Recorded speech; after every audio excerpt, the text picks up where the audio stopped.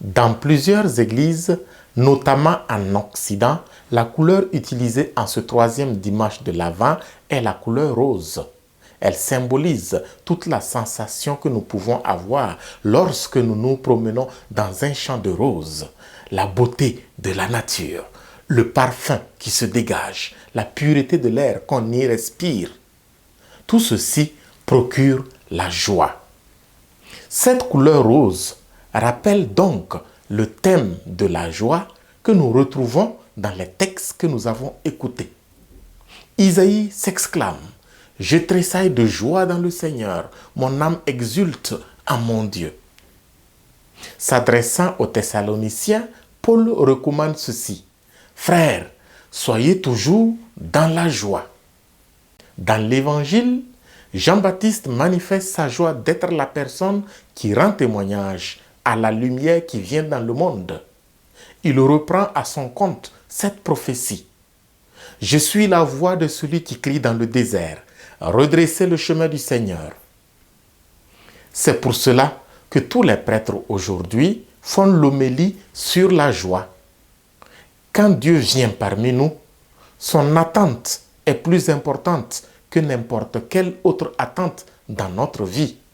Et cette attente-là nous procure beaucoup de joie. Cette joie, ce n'est pas uniquement des paroles écrites dans les textes bibliques et dans les homélies des prêtres. Cette joie est réelle. Au Burkina Faso, par exemple, comme dans plusieurs pays d'Afrique, à l'approche de Noël, l'ambiance est belle. Les couturiers sont submergés parce que la nouvelle tenue doit être prête. Les coiffeurs et les coiffeuses sont débordés. Les grilleurs de poulet et les services traiteurs sont en branle.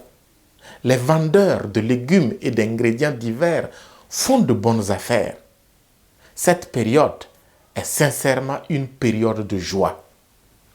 En Occident, les villes changent de couleur, les rues sont illuminées, les auvents et les balcons des maisons scintillent de mille feux multicolores.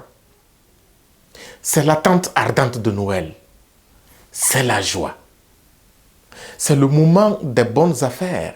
Les commerçants de toutes les religions possibles se remplissent les poches. Même ceux qui ne croient pas en Jésus et même ceux qui médisent son nom, tous se sentent joyeux. C'est là le mystère de la joie de Noël. Tout comme brille le soleil pour tous les hommes, sans exception, ainsi se répand la joie du Messie dans tous les cœurs, sans exception. Quelques-uns en sont conscients. Beaucoup la vivent cependant sans s'en rendre compte. Mais c'est toujours la même joie.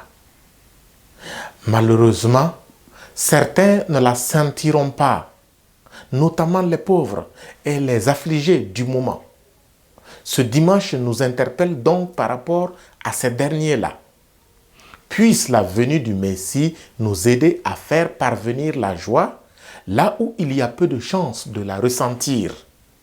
Soyons donc plus attentifs à nos frères et sœurs qui manquent de tout, ainsi qu'aux hommes et aux femmes qui souffrent la guerre et les violences de tous ordres. Le Seigneur soit avec vous.